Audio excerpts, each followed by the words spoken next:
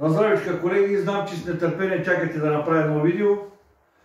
Ето моята скромна масичка, оператора насам. Едно шаранчи, около 2 кг и половина, 3. Ама интересното е, защото съм си направил сьомга на скара. Есетра също имам на скара. Пържен шаран задължително, малко съм си опържил.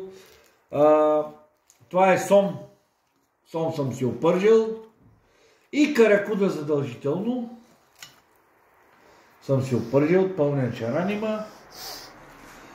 Хапвам си. Ой, забравих. И цацка! Ето, маринована цацка си имам. От всякакъв вид риба по малко. Не съм искал да пържа много, че ние с жената сме само двамата.